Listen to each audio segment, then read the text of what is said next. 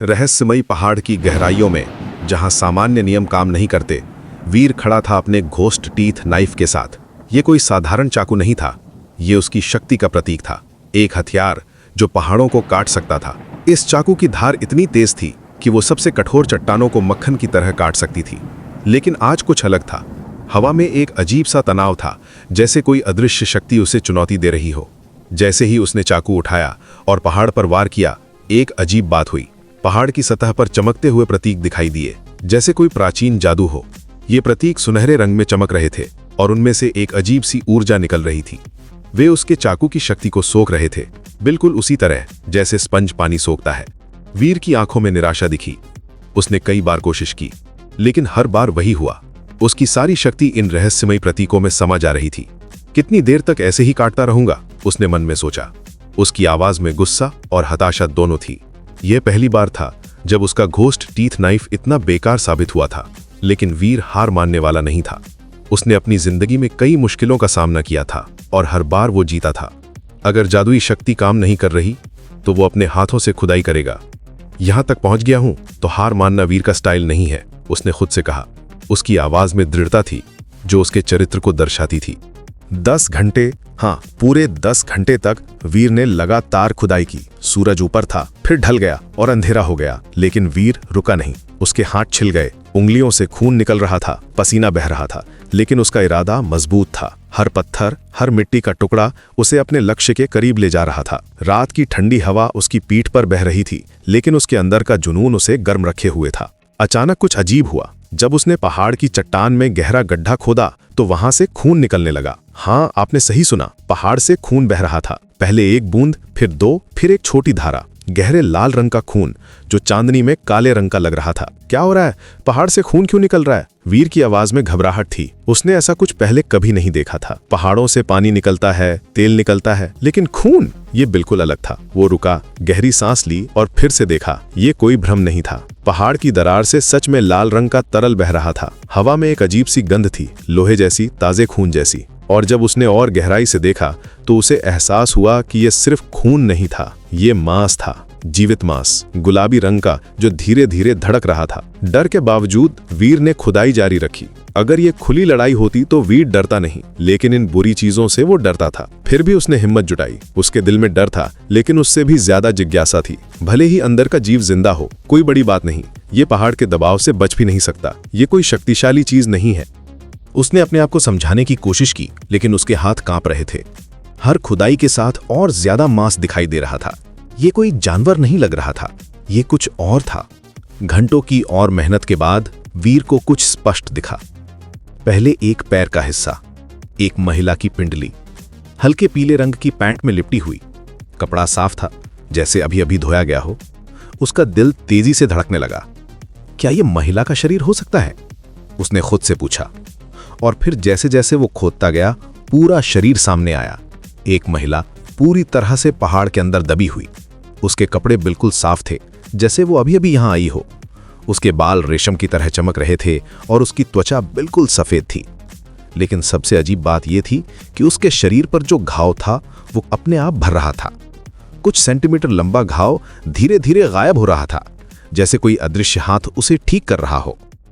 वीर ने महिला के चेहरे की तरफ देखा और उसकी सांस रुक गई। ये चेहरा उसे पहचाना लगा, बिल्कुल वैसा ही जैसा किसी और का था जिसे वो जानता था। वही नाक, वही होंठ, वही आंखों का आकार, यहां तक कि उसकी भौहों का घुमाव भी बिल्कुल वैसा ही था। क्या हो रहा है? ये महिला यहां क्यों दबी है? अगर ये महिला जिंदा है तो लकड़ी की इमारत में जो महिला है वो कौन है? जितना वीर सोचता था उतना ठंडा महसूस करता था। उसकी रीढ़ में एक ठंडक दौड़ गई। क्या यह संभव था कि 2 एक जैसे लोग हों, या फिर यह कोई जादू था? उसने महिला की नब्ज चेक की, सांस की जांच की। कुछ नहीं, कोई जीवन के संकेत नहीं, न दिल की धड़कन, न सांस की आवाज। उसकी त्वचा गर्म भी नहीं थी, फिर भी वो बिल्कुल जीवित लग रही थी। उसके चेहरे पर शांति थी, जैसे वो गहरी नींद में हो। यह रहस्य वीर को परेशान कर रहा था। शिए किंग को यह काम करना चाहिए था। वो इतना मजबूत है, वो मुझसे तेज होता, वीर ने सोचा। लेकिन अब वापस जाने का कोई रास्ता नहीं था। वो यहां अकेला था, इस रहस्यमय स्थिति के साथ। वो फिर से खुदाई में लग गया, ये जानने के लिए कि और क्या छुपा है। शायद कोई जवाब मिले, शायद इस पहेली का हल निकले। लेकिन जैसे ही उसने अपना हाथ मिट्टी में डाला, हवा में एक आवाज गूंजी, वीर। आवाज मधुर थी, लेकिन उसमें कुछ अजीब था, जैसे कोई दूर से बुला रहा हो लेकिन साथ ही पास भी हो। उसने तुरंत खुदाई रोक दी। ये आवाज कहां से आई? उसने चारों तरफ देखा, लेकिन कोई नहीं था। सिर्फ वो पहाड़ और वो रहस्यमय महिला। चांद आसमान में चमक रहा था और उसकी रोशनी में सब कुछ रहस्यमय लग रहा था। उसे अचानक कुछ याद आया, एक चेतावनी जो किसी ने दी थी, बोलना मत। लेकिन अब तो बहुत देर हो चुकी थी। उसने पहले ही बहुत कुछ कह दिया था। वीर ने वापस उस जगह देखा जहां महिला का शरीर था, लेकिन वहां कुछ नहीं था, बिल्कुल कुछ नहीं, जैसे वो कभी थी ही नहीं। गड्ढा खाली था, सिर्फ मिट्टी और पत्थर। वो हल्की पीली पैंट भी गायब थी। कोई निशान नहीं, कोई सबूत नहीं। ये कैसे हो सकता है? वीर की आवाज में घबराहट साफ सुनाई दे रही थी। उसने अभी तो उसे देखा था, वो वहीं थी, उसके सामने।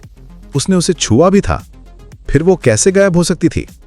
और फिर बिल्कुल उसके कान के पास, इतने पास कि वो उसकी सांस महसूस कर सकता था, वही आवाज आई, वीर।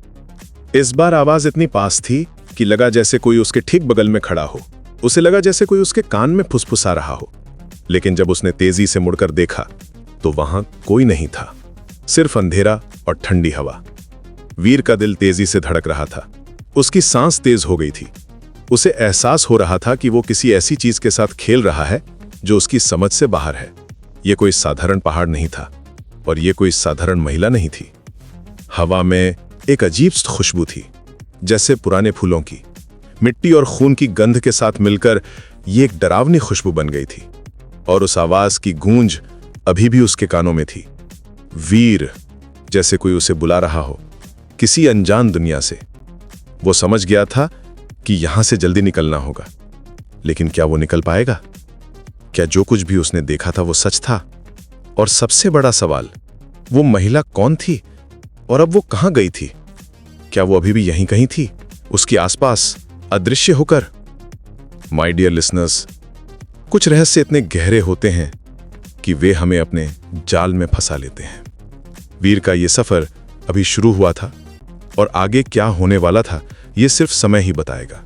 लेकिन एक बात तय थी, इस रात के बाद वीर की जिंदगी कभी पहले जैसी नहीं होने वाली थी।